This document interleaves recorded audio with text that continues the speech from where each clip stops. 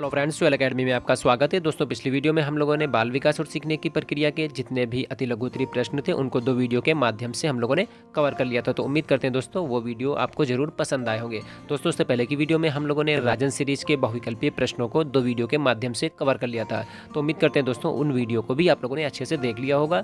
तो दोस्तों, जिन लोगों ने अभी तक उन वीडियो को नहीं देखा है तो डिस्क्रिप्शन बॉक्स में उनका लिंक मौजूद है। आप लोग लिंक पर क्लिक करके अति लघु उत्तरीय प्रश्न और बहुविकल्पीय प्रश्न जो बाल विकास और सीखने की प्रक्रिया के हैं उनको अच्छे से देख लीजिए, जिससे आपके बहुविकल्पीय प्रश्न और अति लघु उत्तरीय प्रश्न आपके अच्छे से तैयार हो जाएं। दोस्तों, आज की इस वीडियो में हम यहाँ से आपके लिए लेकर आए हैं डीएलएड फर्स्ट सेमेस्टर के सेकंड पेपर को। सेकंड पेपर आपका है शिक्षण अधिगम के सिद्धांत। दोस्तों, इस वीडियो में दोस्तों हम लोग बात करेंगे कि किस तरीके से शिक्षण अधिगम के सिद्धांत के बहुविकल्पीय प्रश्न आते हैं। तो दोस्तों, यहाँ से भी हम लोग जितने भी बहुविकल्पीय प्रश्न हैं इनको दो वीडियो के माध्यम से हम लोग कवर करेंगे। तो दोस्तों, वीडियो को बिना स्किप किए हुए एंड तक ज़रूर देखिए। दोस्तों, जिन लोगों ने अभी तक हमारे चैनल ट्वेल अकेडमी को सब्सक्राइब नहीं किया तो चैनल को जरूर सब्सक्राइब कर लें, बेल आइकन को प्रेस कर लें, जिससे हमारी वीडियो की नोटिफिकेशन आपको सबसे पहले पहुंचे। दोस्तों, वीडियो को लाइक और अपने दोस्तों में ज़्यादा से ज़्यादा शेयर करें। तो दोस्तों, यहाँ से शुरू करेंगे आज की इस वीडियो को। पहला क्वेश्चन यहाँ से आता है कि किस शिक्षा शास्त्री ने शिक्षा को संपूर्ण जीवन माना है। ठीक है, देखिए 2023 में आए हुए क्वेश्चन है ये। ठीक है, तो कौन सा शिक्षा शास्त्री है जिसने शिक्षा को संपूर्ण जीवन माना? टीपी नन ने, स्पेंसर ने, जॉन लॉक ने या फिर आदि शंकराचार्य ने। ठीक है, तो शिक्षा को संपूर्ण जीवन माना है स्पेंसर ने। ठीक है, तो इसका राइट आंसर हो जाएगा स्पेंसर। ठीक, अगला क्वेश्चन आता है कि संप्रेषण शब्द का लैटिन वर्ड कम्युनिस्ट का आशय क्या है। ठीक है, यानी संप्रेषण शब्द यानी संप्रेषण को इंग्लिश में कम्युनिकेशन कहते हैं और कम्युनिकेशन जो शब्द होता है वो लैटिन भाषा के कम्युनिस्ट से बना है। ठीक है, इसका क्या अर्थ है? सामान्य अर्थ है, असामान्य अर्थ है, उपयोगी है या फिर आदान और प्रदान है। ठीक है, तो संप्रेषण शब्द जो है तो यहाँ पर कम्युनिस्ट शब्द का अर्थ हो जाएगा सामान्य। ठीक, अगला क्वेश्चन आता है संप्रेषण के तत्व होते हैं, संदेश होता है, माध्यम होता है, स्रोत होते हैं या फिर उपर्युक्त सभी। तो संप्रेषण यानी कम्युनिकेशन के जो तत्व होते हैं वो हो जाते हैं सभी। संदेश का होना भी जरूरी है, माध्यम का होना भी जरूरी है और स्रोत का भी होना जरूरी होता है। ठीक है, अगला क्वेश्चन यहाँ से आता है कि निदान की प्रक्रिया से संपादित होता है। ठीक है, तो क्या संपादित होता है? समस्या की पहचान, समस्या का समाधान, समस्या की आवश्यकता या फिर उपर्युक्त सभी। तो निदान की प्रक्रिया से संपादित होता है समस्या की पहचान। ठीक है, जो समस्या की पहचान होगी तो क्या होगा? उसका फिर सॉल्यूशन ढूंढा जाता है। ठीक, अगला क्वेश्चन आता है कि सूक्ष्म शिक्षण में निम्न में से कौन से तत्व का समावेश नहीं होता? तो सूक्ष्म समय, सूक्ष्म कक्षा आकार, वृहद पाठ्य वस्तु, अभ्यास आधारित शिक्षण। तो सूक्ष्म शिक्षण में जो होंगे सूक्ष्म समय भी होगा यानी 6 मिनट का इसमें एक स्किल होता है। ठीक है, सूक्ष्म कक्षा का आकार भी होता है यानी 6 से 7 इसमें स्टूडेंट भी होते हैं। ठीक है, अभ्यास आधारित शिक्षण, तो अभ्यास आधारित शिक्षण यानी इसमें जितने 10 स्किल होते हैं उन 10 स्किल का क्या होता है? यहाँ पर प्रेजेंटेशन होता है। ठीक है, तो यहाँ पे जो वृहद पाठ वस्तु होती है ये इसमें इनका समावेश नहीं होता है। वृहद पाठ योजना यानी जो माइक्रो प्लान होता है, ठीक है, ये जो है बड़े क्लासों में पढ़ाया जाता है। ठीक, इसकी जो क्लास होती है वो होती है 35 से 40 मिनट तक। ठीक है, लेकिन माइक्रो टीचिंग यानी सूक्ष्म शिक्षण में जो क्लास चलती है वो चलती है 6 मिनट में। ठीक, याद रखिएगा दोस्तों। अगला क्वेश्चन यहाँ से आता है कि प्रस्तावना प्रश्न का संबंध होता है, ठीक, विषय वस्तु से होता है, पूर्व ज्ञान से होता है, शिक्षक ज्ञान से होता है या फिर अश्रृंखलाबद्धता से होता है। तो प्रस्तावना प्रश्न का जो संबंध होगा वो हो जाएगा पूर्व ज्ञान, यानी पूर्व ज्ञान पर आधारित प्रस्तावना प्रश्न बनाए जाते हैं। ठीक है दोस्तों, जो सूक्ष्म शिक्षण है यानी माइक्रो टीचिंग है, ठीक है, इसको अच्छे से आप लोग तैयार कर लीजिएगा। तो दोस्तों, माइक्रो टीचिंग जो होगी उसको आप अच्छे से तैयार कर लीजिएगा। उसके जितने भी 10 स्किल होते हैं 10 स्किल को अच्छे से तैयार कर लीजिएगा। ठीक, क्योंकि टीचर आपको बनना है तो आपको जब टीचिंग आप करेंगे, ठीक है, तो क्या होगा फ्यूचर में जब आप टीचिंग करेंगे तो वहाँ से ये जितने भी 10 स्किल होते हैं ये 10 स्किल बहुत ही आपके लिए इंपॉर्टेंट हो जाते हैं। ठीक है, तो एक दिन दोस्तों वीडियो बनाएंगे। अभी जब लघुत्तरीय प्रश्न जब चालू होंगे तो उसमें सूक्ष्म शिक्षण की एक स्पेशल क्लास चला देंगे। ठीक है, उसमें किस तरीके से 10 स्किल होते हैं वो आपको बताएंगे कि किस तरीके से किनका कौन कौन सा रोल होता है। ठीक है, अगला क्वेश्चन यहाँ से आता है कि पर्यटन विधि से छात्रों में विकास होता है। ठीक है, तो इसमें समय का सदुपयोग हो जाता है, मनोरंजकता हो जाती है, बौद्धिकता हो जाती है, निरीक्षण या अवलोकन। तो पर्यटन विधि से क्या होगा? इसमें निरीक्षण और अवलोकन होगा, यानी जहाँ पर हम पर्यटन के लिए जाएंगे तो वहाँ पर क्या करेंगे? हम सबसे पहले निरीक्षण करेंगे, देखेंगे उस चीज़ को। ठीक है ना, तो वहाँ पर निरीक्षण और अवलोकन चलता है। ठीक, तो इसका डी आंसर सही हो जाएगा। अगला, संप्रेषण के लिए कक्षा का वातावरण होना चाहिए। ठीक, तो संप्रेषण के लिए कक्षा वातावरण कैसा होना चाहिए? सौहार्दपूर्ण, नीरस, अनुशासनात्मक या फिर प्रकाशपूर्ण। तो संप्रेषण के लिए कक्षा का वातावरण होना चाहिए सौहार्दपूर्ण। ठीक है, तो यहाँ से अगला क्वेश्चन आता है कि व्यक्तिक संप्रेषण का उद्देश्य है। ए ऑप्शन छात्रों में व्यक्तिगत विभिन्नता होती है। बी ऑप्शन बालकों की विशिष्ट योग्यताएं और व्यक्तित्व विकास होता है। सी ऑप्शन साधारण बालकों के लिए व्यक्तिगत शिक्षण आवश्यक है। या फिर उपर्युक्त सभी। तो व्यक्तिक संप्रेषण के जो उद्देश्य होते हैं वो ये तीनों हो जाते हैं, ठीक है। तो इस तरीके से इसका राइट आंसर हो जाएगा डी ऑप्शन, ठीक। अगला क्वेश्चन यहाँ से आता है कि शिक्षण का मूलभूत सिद्धांत है, ठीक है। तो शिक्षण का मूलभूत सिद्धांत क्या है? क्रियाशीलता का सिद्धांत, अन्वेषण का सिद्धांत, आगमन विधि का सिद्धांत या फिर उपर्युक्त सभी। तो शिक्षण का मूल सिद्धांत हो जाएगा क्रियाशीलता का सिद्धांत। अगला क्वेश्चन यहाँ पर आता है कि निम्नलिखित में से कौन सा शिक्षण सूत्र गेस्टाल्ट मनोविज्ञान पर आधारित है, ठीक है। यानी यहाँ पर हमें पहचानना है कि कौन सा शिक्षण सूत्र गेस्टाल्ट मनोविज्ञान पर आधारित है। ज्ञात से अज्ञात की ओर, मूर्त से अमूर्त की ओर, पूर्ण से अंश की ओर या फिर सरल से जटिल की ओर। तो इसमें जो गेस्टाल्ट मनोविज्ञान पर आधारित जो शिक्षण सूत्र होगा वो हो जाएगा पूर्ण से अंश की ओर, ठीक है। अगला क्वेश्चन यहाँ पर आता है कि पूर्ण से अंश की ओर का शिक्षण सूत्र आधारित है। तो गेस्टाल्ट मनोविज्ञान पर, बाल मनोविज्ञान पर, प्राणी विज्ञान पर या फिर जीव विज्ञान पर। तो पूर्ण से अंश की ओर शिक्षण सूत्र आधारित है गेस्टाल्ट मनोविज्ञान पर। देखिए 2022-23 में आए हुए क्वेश्चन यहाँ से आ रहे हैं, ठीक है। अगला क्वेश्चन आता है कि तर्कात्मक क्रम से शिक्षण कराने से स्थायी और ठोस होता है, ठीक। अधिगम, शिक्षण या फिर स्मृति या फिर इनमें से कोई नहीं। तो तर्कात्मक क्रम से शिक्षण कराने से स्थायी और ठोस क्या होगा? वो हो जाएगा अधिगम, यानी जो सीखी हुई चीज़ होती है वो हो जाएगी, ठीक। अगला क्वेश्चन आता है कि सुकराती विधि कहते हैं, किसको सुकराती विधि कहते हैं? कहानी विधि को कहते हैं, व्याख्या विधि को कहते हैं या प्रश्नोत्तर विधि को कहते हैं या फिर विश्लेषण विधि को कहते हैं? तो जो सुकराती विधि हो जाएगी वो हो जाएगी प्रश्नोत्तर विधि, यानी प्रश्नोत्तर विधि के जो जनक थे वो कौन थे? वो थे सुकरात, याद रखिएगा। अगला क्वेश्चन यहाँ पर आता है संप्रेषण नहीं है। संप्रेषण क्या नहीं है, ठीक है। संबंध स्थापन या फिर ज्ञान स्थानांतरण या फिर भाषण देना या फिर बोध निश्चय। तो संप्रेषण क्या नहीं है? भाषण देना संप्रेषण नहीं है। बाकी संबंध स्थापन करना ये संप्रेषण है, ज्ञान स्थानांतरण, ठीक है, बोध निश्चय ये सब संप्रेषण में आएंगे, ठीक। अगला क्वेश्चन आता है कि क्रियात्मक शिक्षण विधि है। तो ए ऑप्शन आता है यहाँ पे शिक्षक के शिक्षक द्वारा सिखाना, उसके बाद छात्र के अपनी स्वयं क्रिया द्वारा ज्ञान करना, ठीक है, उसके बाद गृह कार्य द्वारा सीखना या फिर भ्रमण के द्वारा सीखना। तो यहाँ पर पहला ऑप्शन दिया है कि शिक्षक के द्वारा जो ज्ञान दिया जाता है, क्या यह क्रियात्मक शिक्षण है? बी ऑप्शन आता है छात्र अपनी स्वयं क्रिया के द्वारा ज्ञान हासिल करता है। तो क्या ये क्रियात्मक शिक्षण है? या फिर गृह कार्य करना, ठीक, या गृह कार्य करना या गृह कार्य सिखाना या फिर भ्रमण द्वारा सीखना। तो जो क्रियात्मक शिक्षण विधि आ जाएगी वो हो जाएगी बी ऑप्शन, छात्रों का अपनी स्वयं क्रिया द्वारा ज्ञान अर्जित करना, ये क्रियात्मक शिक्षण विधि कहलाता है, ठीक है। अगला क्वेश्चन यहाँ से आता है कि कहानी कहने में क्रमबद्ध घटनाओं के वर्णन पर ध्यान रखा जाता है, ये किस प्रकार की शिक्षण विधि है, ठीक है। तो क्या ये प्रश्नोत्तर विधि है या फिर ये वर्णन विधि है या फिर विवरण विधि है या फिर ये व्याख्यान विधि है, ठीक है। तो कहानी कहने से क्रमबद्ध घटनाओं के वर्णन पर ध्यान रखा जाता है, ये है विवरण पर विधि हो जाती है, ठीक है।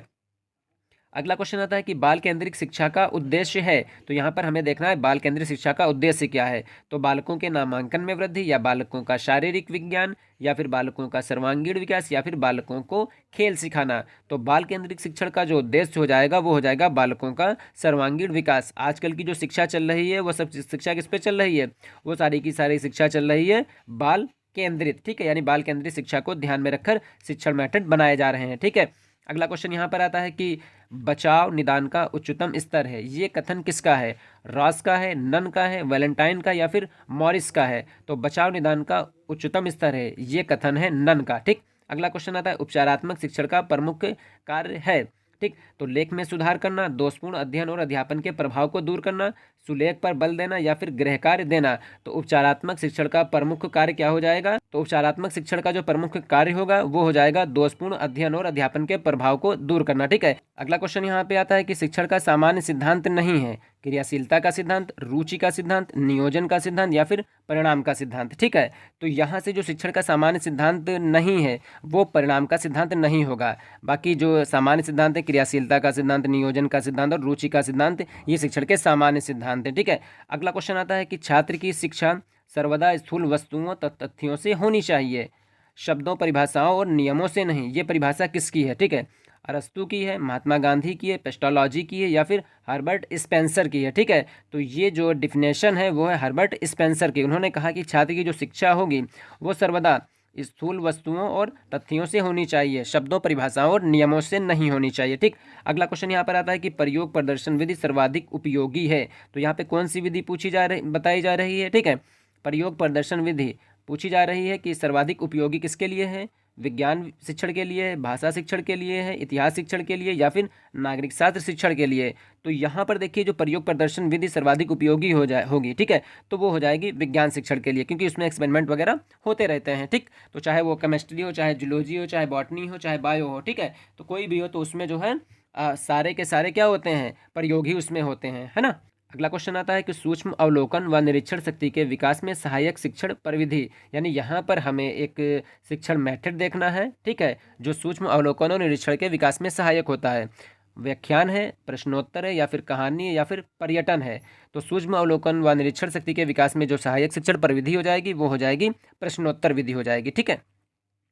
अगला क्वेश्चन आता है कि छात्रों के पूर्व ज्ञान की जानकारी लेने हेतु प्रयुक्त शिक्षण कौशल क्या है। प्रस्तावना कौशल है, पुनर्बलन कौशल है, श्यामपट्ट लेखन कौशल है, या फिर उद्देश्य कथन कौशल है। तो छात्रों के पूर्व ज्ञान की जानकारी लेने हेतु जो उपयुक्त शिक्षण कौशल हो जाएगा वो हो जाएगा प्रस्तावना कौशल, ठीक है। इसमें क्या होता है, पूर्व ज्ञान पर आधारित, ठीक है, पूर्व ज्ञान पर आधारित इसमें प्रश्न पूछे जाते हैं। और प्रश्नों की संख्या कितनी होती है, 3 और 5, यानी 3 से कम नहीं और 5 से ज़्यादा नहीं होगी, ठीक है। अगला क्वेश्चन यहाँ से आता है कि शिक्षण अधिगम हेतु दिया गया उद्दीपन, मार्गदर्शन, दिशाबोध और प्रोत्साहन है, ये किसका कथन है, बर्टन का है, रायबर्न का है, एंडरसन का, या फिर रेमंड का है, ठीक। शिक्षण अधिगम हेतु दिया गया उद्दीपन, मार्गदर्शन, दिशाबोध और प्रोत्साहन है, ये कथन है आपके रायबर्न जी का, ठीक है। अगला क्वेश्चन आता है प्राचीन कालीन शिक्षण विधियाँ थीं पाठ्य पुस्तक केंद्रित या फिर शिक्षक केंद्रित या फिर बालक केंद्रित या फिर पाठ्यक्रम केंद्रित। तो प्राचीन कालीन शिक्षण विधि थी वो थी शिक्षक केंद्रित होती थी, ठीक है। तो पाठ्य पुस्तक का इतना आविष्कार नहीं हुआ था, प्रिंटिंग प्रेस वगैरह नहीं थी, बालक केंद्रित भी नहीं थी, ठीक है, पाठ्यक्रम को इतना बढ़िया था भी नहीं, ठीक। तो ये होती थी शिक्षक केंद्रित। अगला क्वेश्चन यहाँ से आता है कि शिक्षण करते समय ध्यान रखना चाहिए, यानी किन चीज़ों का ध्यान रखना चाहिए, पाठ्य वस्तुओं का, समय अवधि का, या फिर बच्चों की रुचि और मानसिक स्तर का, या फिर परीक्षा का। तो देखिए शिक्षण करते समय किस चीज़ का सबसे ज़्यादा ध्यान रखा जाता है, वो रखा जाता है बच्चों की रुचि और मानसिक स्तर का, ठीक है। तो इसका राइट आंसर हो जाएगा सी ऑप्शन। अगला क्वेश्चन आता है कि शिक्षण को सुव्यवस्थित और प्रभावपूर्ण बनाने का माध्यम है। शिक्षण विधियाँ हैं, गतिविधियाँ हैं, अभ्यास कार्य या फिर प्रश्न है। तो शिक्षण को सुव्यवस्थित और प्रभावपूर्ण बनाने का जो माध्यम हो जाएगा वो हो जाएंगे शिक्षण विधियाँ, ठीक।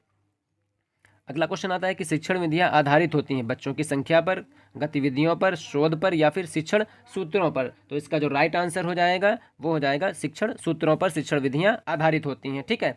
अगला क्वेश्चन आता है किंडरगार्टन शिक्षण पद्धति के जन्मदाता। तो यहाँ पर आता है ए ऑप्शन फ्रोबेल, मॉन्टेसरी, या फिर हेलन, पार्क्सहर्स्ट, या फिर हार्वर्ड, ठीक। तो किंडरगार्टन शिक्षण पद्धति के जन्मदाता वो फ्रोबेल हो जाएंगे, ठीक है। अगला क्वेश्चन यहाँ से आता है कि निम्नलिखित में से उपयुक्त शिक्षण सूत्र है, ठीक, यानी उपयुक्त शिक्षण सूत्र हमें देखना है अज्ञात से ज्ञात की ओर, सूक्ष्म से स्थूल की ओर, या फिर मूर्त से अमृत की ओर, या फिर अंश से पूर्ण की ओर। तो मूर्त से अमृत की ओर जो शिक्षण है ये उपयुक्त शिक्षण सूत्र होगा यहाँ से, ठीक। प्रयोग प्रदर्शन विधि का गुण है सक्रिय वातावरण, स्थायी ज्ञान, या फिर मानसिक विकास में सहायक, या फिर उपर्युक्त सभी। तो प्रयोग प्रदर्शन विधि के जो गुण हो जाएंगे वो हो जाएंगे तीनों, सक्रिय वातावरण भी होता है, स्थायी ज्ञान भी होता है, मानसिक विकास में ये सहायक होंगे। तो इस तरीके से इसका राइट आंसर हो जाएगा उपर्युक्त सभी। अगला क्वेश्चन यहाँ पर आता है पर्यटन सर्वाधिक सहायक है, ठीक है, किसमें सहायक है, गणित शिक्षण में, संगीत शिक्षण में, भूगोल शिक्षण में, या फिर भाषा शिक्षण में। तो देखिए पर्यटन सबसे ज़्यादा जो सहायक हो जाएगा वो हो जाएगा भूगोल शिक्षण में, ठीक है। खेल पर आधारित शिक्षण विधि है, किंडरगार्टन है, प्रयोग विधि है, सामूहिक परिचर्चा विधि, या फिर जीवन इतिहास विधि। तो खेल पर आधारित शिक्षण विधि हो जाएगी किंडरगार्टन विधि यानी केजी, ठीक है ना, ध्यान रखिएगा। अगला यहाँ पर शिक्षण का सूत्र नहीं है, ठीक है, ज्ञात से अज्ञात की ओर, पूर्ण से अंश की ओर, या फिर स्थूल से सूक्ष्म की ओर, या फिर प्रेरणा का सिद्धांत। तो शिक्षण का जो इसमें सूत्र नहीं है पूछ रहा है तो हो जाएगा प्रेरणा का सिद्धांत, इसमें शिक्षण का सूत्र नहीं है। बाकी ज्ञात से अज्ञात की ओर, पूर्ण से अंश की ओर और स्थूल से सूक्ष्म की ओर ये शिक्षण के सूत्र होते हैं, ठीक है। अगला क्वेश्चन यहाँ से आता है कि शिक्षण के पूर्व ज्ञान पर नए ज्ञान को आधारित करना चाहिए, ये कथन किस शिक्षण सूत्र की ओर संकेत करता है, ज्ञात से अज्ञात की ओर, या फिर पूर्ण से अंश की ओर, या फिर स्थूल से सूक्ष्म की ओर, या फिर सरल से कठिन की ओर। तो इसमें क्या हो जाएगा इसका राइट आंसर कि शिक्षण के पूर्व ज्ञान पर ही नए ज्ञान को आधारित करना चाहिए। तो ज्ञात से अज्ञात की ओर, पहले हमें जो चीज़ ज्ञात होती है उसके बाद जो अज्ञात चीज़ें होती हैं उसको हम नए ज्ञान से जोड़ते हुए आगे चलते हैं, ठीक। अगला क्वेश्चन यहाँ पर आता है कि सहयोग की भावना का विकास संभव है, ठीक है। तो समूह कार्य से, वाद विवाद से, प्रश्नोत्तर से या फिर सहायक सामग्री से। तो समूह की भावना का जो विकास संभव हो जाएगा वो हो जाएगा समूह कार्य से। ठीक है, तो राइट आंसर ए ऑप्शन हो जाएगा। अगला क्वेश्चन आता है कि बच्चे में कल्पना शक्ति का विकास किया जा सकता है। ठीक, तो 2018 और 23 में आया हुआ क्वेश्चन। तो इंपॉर्टेंट दोस्तों क्वेश्चन यहाँ पर है, आप लोग इनको सबसे बढ़िया रहेगा इनको वन लाइनर बना के आप लोग इसको तैयार कर लीजिए।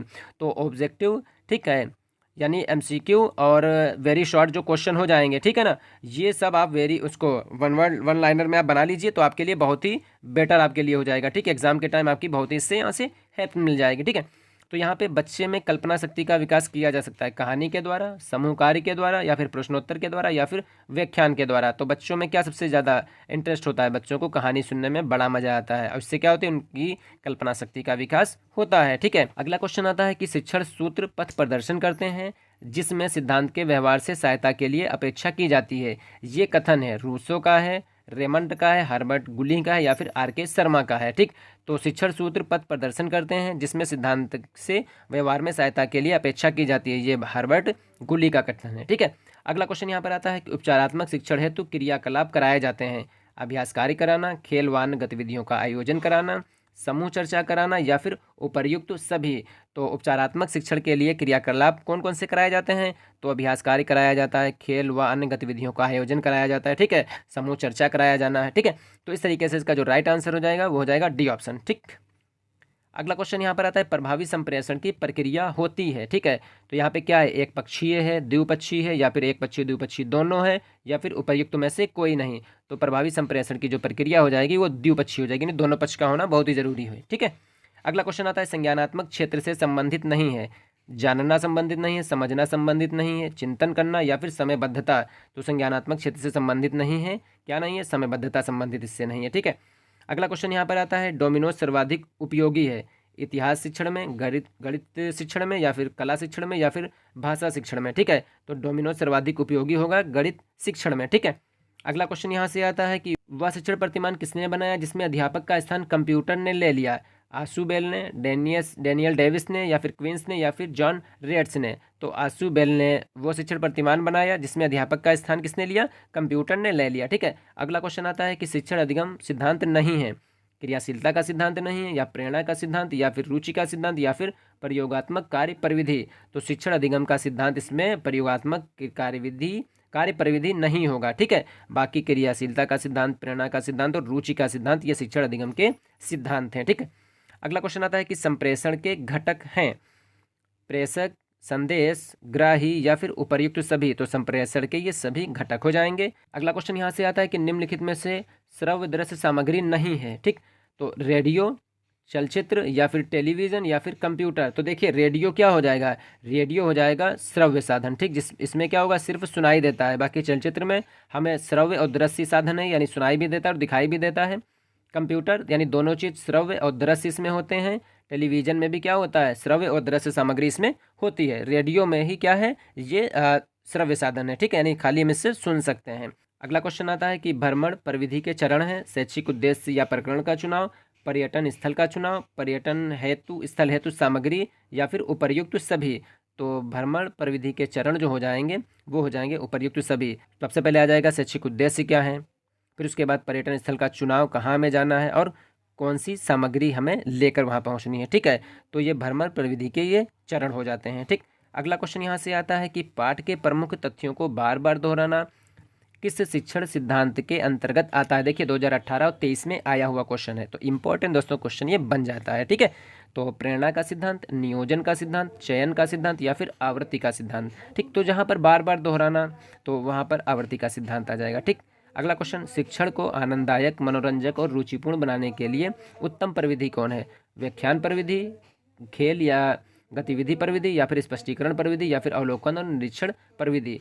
तो आनंददायक और मनोरंजक और रुचिपूर्ण बनाने के लिए हमें कौन सी प्रविधि यूज़ करनी चाहिए, तो हमें यूज़ करनी चाहिए खेल और गतिविधि प्रविधि। ठीक है, अगला क्वेश्चन यहाँ पर आता है शिक्षण प्रविधियों के प्रकार हैं। ठीक है, तो प्रश्नोत्तर होती हैं, वर्णन होता है, कहानी कथन होता है या फिर उपर्युक्त सभी। तो शिक्षण प्रविधियों के जो प्रकार हैं वो हो जाएंगे उपर्युक्त सभी। अगला शिक्षण एक उद्देश्य निर्देशित क्रिया है, ये किसने कहा। ठीक है, एन.एल. गेज ने कहा, रायबर्न ने कहा या फिर वी.ओ. स्मिथ ने कहा या फिर सीकोर्ड ने कहा। तो शिक्षण एक उद्देश्य निर्देशित क्रिया है, ये कहा है V.O. स्मिथ ने। ठीक है, अगला क्वेश्चन यहाँ से आता है कि आगमन विधि का प्रयोग किया जाता है, ठीक, व्याकरण में किया जाता है, निबंध में किया जाता है, फिर गद्य शिक्षण में किया जाता है, या फिर पद्य शिक्षण में किया जाता है। तो आगमन विधि का प्रयोग किया जाता है व्याकरण में। ठीक है, तो अगला क्वेश्चन यहाँ पे आता है कि निम्नलिखित में से कौन सी श्रव्यदृश्य सामग्री के चयन में सर्वाधिक प्रमुख थे? धन व्यवस्था, विषय वस्तु की प्रकृति, या फिर शिक्षकों की पसंद, या फिर छात्रों की पसंद। तो श्रव्यदृश्य सामग्री के चयन में सर्वाधिक प्रमुख है विषय वस्तु की प्रकृति, यानी इसमें विषय वस्तु जो है प्रमुख रूप से होती है। ठीक है, अगला क्वेश्चन यहाँ पर आता है कक्षा शिक्षण में कौन सा संप्रेषण का घटक नहीं है? शिक्षक नहीं है, पाठ्य वस्तु नहीं है, अभिभावक नहीं, या फिर छात्र नहीं है। तो कक्षा शिक्षण में संप्रेषण का घटक कौन नहीं होगा? अभिभावक नहीं होगा। बाकी शिक्षक, पाठ्यक्रम यानी पाठ्यवस्तु और छात्र, इन तीनों के बीच में ही संप्रेषण जो है चलता रहता है। ठीक है, अगला क्वेश्चन आता है कि शिक्षक द्वारा कक्षा में अंताक्षरी और काव्य पाठ प्रतियोगिता कराना कौन सा शिक्षण सिद्धांत है? तो नियोजन का सिद्धांत, निश्चित उद्देश्य का सिद्धांत, क्रियाशीलता का सिद्धांत, या फिर अभिप्रेरणा और रुचि का सिद्धांत। तो ये हो जाएगा क्रियाशीलता का सिद्धांत। ठीक है, तो इसमें क्या हो रहा है? क्रियाशीलता में क्या हो रहा कि कक्षा में क्या हो रहा? अंताक्षरी और काव्य पाठ प्रतियोगिता आयोजित हो रही है। ठीक है, अगला क्वेश्चन यहाँ पर आता है कि उदाहरण और दृष्टांतों के द्वारा कोई सामान्य नियम या सिद्धांत बनाना कौन सा शिक्षण सूत्र है? तर्क विशिष्ट से सामान्य की ओर, विश्लेषण से संश्लेषण की ओर, या फिर संश्लेषण से विश्लेषण की ओर। तो ये हो जाएगा विशिष्ट से सामान्य की ओर। अगला क्वेश्चन आता है पाठशाला या फिर विद्यालय को उद्यान की संज्ञा किसने दी? हर्बर्ट ने, मॉन्टेसरी ने, फ्रोबेल ने, या फिर फ्रैंकलिन ने। तो फ्रोबेल ने बताया कि पाठशाला या विद्यालय क्या होता है? उद्यान होता है। ठीक है, अगला क्वेश्चन यहाँ पर आता है छात्रों को अपने भाव और विचारों को व्यवस्थित ढंग से अभिव्यक्त करना किस प्रविधि में आता है? प्रश्नोत्तर प्रविधि में आता है, वाद विवाद प्रविधि में आएगा, प्रयोगशाला प्रविधि में, या फिर पाठ्यपुस्तक प्रविधि में। ठीक, तो छात्रों को अपने भाव और विचारों को व्यवस्थित ढंग से अभिव्यक्त करना, ये आएगा वाद विवाद प्रविधि में आएगा। ठीक, अगला प्रश्नोत्तर प्रविधि के जन्मदाता रूसो हैं, प्लेटो हैं, सुकरात हैं, या फिर अरस्तु हैं। ठीक, तो प्रश्नोत्तर विधि के जो जन्मदाता थे वो थे सुकरात। अगला क्वेश्चन यहाँ से आता है कि संप्रेषण प्रक्रिया प्रभावी होती है यदि संप्रेषण मंद गति से होता है, अनेक व्यक्तियों के साथ होता है, तीव्र गति से होता है, या फिर स्पष्टता के साथ होता है। तो संप्रेषण प्रक्रिया प्रभावी तभी होगी जब ये अनेक व्यक्तियों के साथ होती है। ठीक है, अगला कक्षों की कमी होने पर शिक्षक अपनाता है, यानी क्लासरूम की जब कमी हो जाएगी तो क्या होगा? बहुकक्षा शिक्षण अपनाएगा, या फिर बहुस्तरीय शिक्षण विधि अपनाएगा, या फिर उपचारात्मक शिक्षण विधि अपनाएगा, या फिर सहभागी शिक्षण विधि अपनाएगा। ठीक, जब कक्षों की कमी होने पर शिक्षक अपनाएगा बहुकक्षा शिक्षण। अगला क्वेश्चन आता है कि कक्षा शिक्षण में प्रशंसात्मक शब्दों का प्रयोग किया जाता है, व्याख्यान कौशल, नियमन कौशल, या फिर पुनर्बलन कौशल, या फिर उद्दीपन परिवर्तन कौशल। तो प्रशंसात्मक जो शब्द होंगे इनका प्रयोग पुनर्बलन कौशल में किया जाता है। ठीक है, अगला क्वेश्चन कक्षा शिक्षण करते समय शिक्षक द्वारा TLM का प्रयोग किया करने से, ठीक है, यानी जो TLM यानी टीचिंग लर्निंग मटेरियल जो होता है, जिसको हम लोग टीचिंग एड कहते हैं, इसका प्रयोग करने से क्या होता है? तो छात्रों को पाठ सहजता से बोधगम्य हो जाता है, या फिर छात्रों का मानसिक विकास होता है, छात्रों का बौद्धिक विकास होता है, या फिर उपर्युक्त सभी। तो कक्षा शिक्षण में जब जो है शिक्षक TLM यूज़ करता है तो छात्रों को जो होता है वो पाठ आसानी से समझ में आ जाता है, उनका मानसिक विकास होता है, उनका बौद्धिक विकास भी होता है। तो इस तरीके से राइट आंसर उपर्युक्त डी आ जाएगा। ठीक, अगला क्वेश्चन आता है कि फ्लैनल बोर्ड किस प्रकार का TLM है? दृश्य श्रव, या फिर श्रव, या फिर दृश्य, या फिर इलेक्ट्रॉनिक।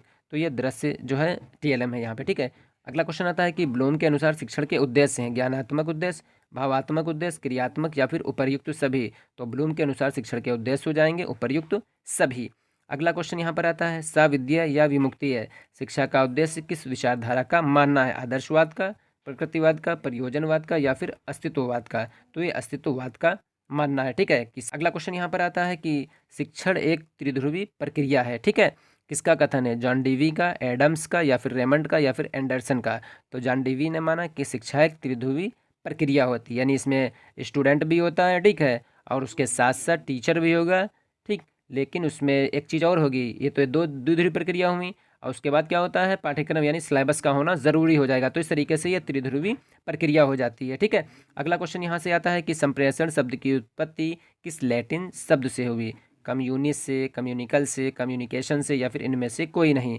तो ये हो जाएगा कम्युनिस्ट से। ठीक है, ये कम्युनिकेशन है। तो इस तरीके से देख लीजिएगा, कभी कभी बिल्कुल एक जैसे ही दे दिए जाते हैं, तो आप अच्छे से देखिएगा कि क्या लिखा हुआ है, ठीक है। तो ये कम्युनिस्ट से हुआ है संप्रेषण शब्द की उत्पत्ति, ठीक है।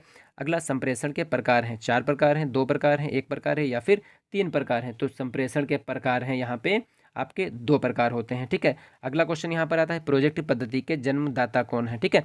तो फ्रोबेल हैं, माटेसरी हैं, किलपैट्रिक हैं या फिर पेस्टोलॉजी हैं। तो प्रोजेक्ट पद्धति के जो जन्मदाता होंगे वो हो जाएंगे किलपैट्रिक, ठीक। अगला क्वेश्चन यहाँ पर आता है कि कल्पना और तर्क शक्ति का विकास किस शिक्षण प्रविधि के माध्यम से करते हैं, व्याख्यान प्रविधि या फिर प्रश्नोत्तर या फिर खेल प्रविधि या फिर कहानी प्रविधि। तो कल्पना और तर्क शक्ति का विकास हम करेंगे कहानी प्रविधि के माध्यम से, ठीक है। अगला क्वेश्चन आता है कि शिक्षक के केंद्रित शिक्षण में शिक्षा का केंद्र बिंदु होता है, शिक्षक होता है, विद्यार्थी होता है, प्रधानाचार्य होता है या फिर पाठ्यक्रम होता है, ठीक है। तो शिक्षक केंद्रित शिक्षण में शिक्षा का केंद्र बिंदु हो जाएगा शिक्षक आपका हो जाएगा, ठीक है। और बाल केंद्रित में क्या कौन हो जाएगा, उसमें विद्यार्थी या बालक हो जाएगा, ठीक। अगला क्वेश्चन आएगा यहाँ से कि सूक्ष्म शिक्षण पद्धति के जन्मदाता डी एलन या फिर स्किनर या फिर बी के पासी या फिर राय बर्न। तो डी एलन जो थे वो सूक्ष्म शिक्षण पद्धति के जन्मदाता थे, ठीक है।